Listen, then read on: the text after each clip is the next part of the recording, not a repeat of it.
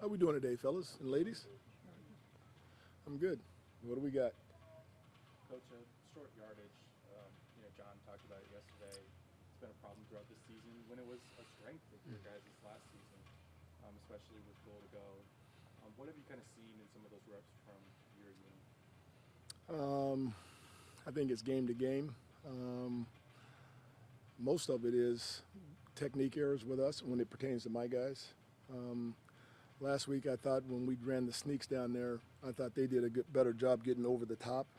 Okay, I thought the guys did a pretty good job of moving them underneath, but they got over the top and got to mark. I thought that was the challenge with that.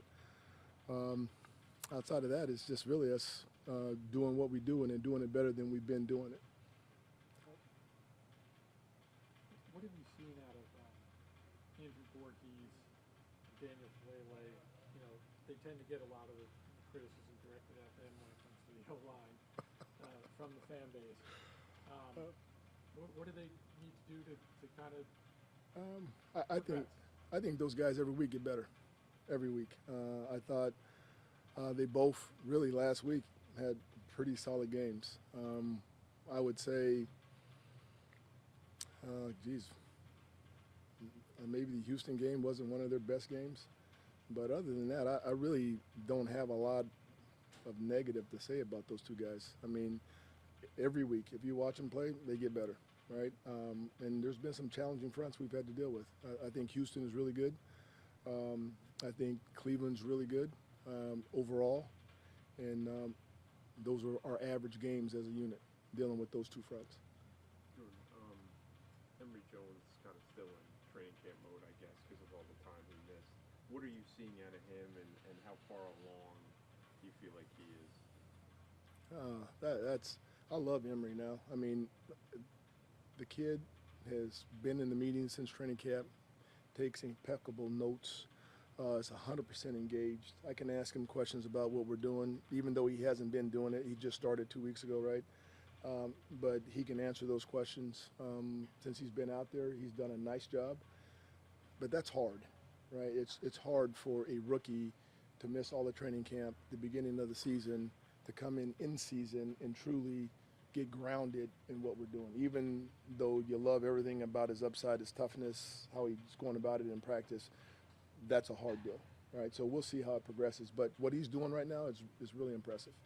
So. Against the Rams, you guys were able to move the ball pretty well on the ground. I guess why were you guys finding success, and how can you take that game and maybe build and come back from the bye?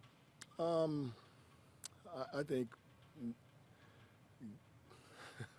that depends on how we approach a game, right, from an offensive perspective.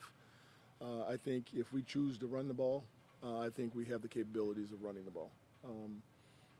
So really it's how we decide we want to approach a game.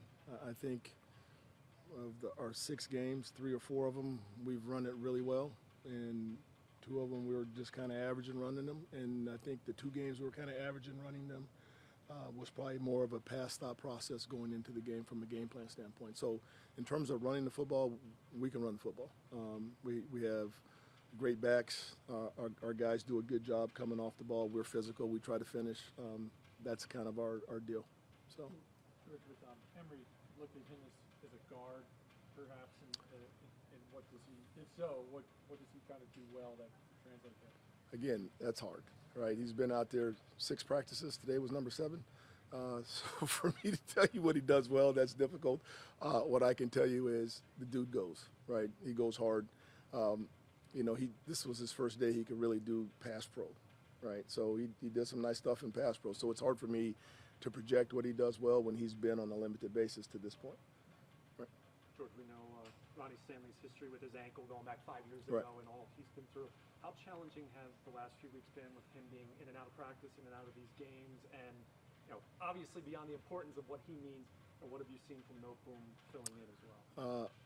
We miss Ronnie. Ronnie is high-end left tackle in the NFL, right? So I don't care who replaces him; they're not going to replace him. So that being said, I thought Joe went out there and battled. I'm sure he would like to take some of his snaps back, but I think he went out and battled, did a solid job for us. But we do miss Ronnie, right? How's Carson Vincent coming along developing as a young I think he's on the come. I think he's on the verge of challenging to be active. Every week he gets better. He's still got some stuff to work through, but all the young guys we have, and I think we got 5 young guys between the practice squad guys and Carson and him. All those guys are really pushing and getting better. It's kind of fun to watch them at practice. They give our defense all they want every day. So. We obviously got to see what Corey Bullock did in camp and Right. how he got himself on the roster. We don't get to see him now, but has he, to your mind, continued his momentum with the way he's practiced? Yeah, I love Corey, right? It was interesting, like when I got here last year, I'm like, who's 67? I mean, who's that guy, right? And then he really got himself in shape. I shouldn't say in shape, but prepared to play in the offseason. Told him you need to prepare to play center. He did that, came and competed at center, and really from the beginning of camp until we got out of camp, he was the number 2 center. I mean, it wasn't close when you started watching it. So he's continued that. He does a great job in practice. And I'll just tell you one thing about Corey. Corey's an unbelievable kid in the meeting room. I mean, outstanding. When young guys come in or new guys come in, or if he's dealing with the guys that are really young, he pours into them all the time. I mean, that's a quality that I can't even tell you how much I appreciate, right? To have guys in the room, guys that he's competing with, or eventually will be competing with, he's helping them grow. So he's an unbelievable human being on top of being a really good player and has a bright future. So. Thank you, George. Right. No problem.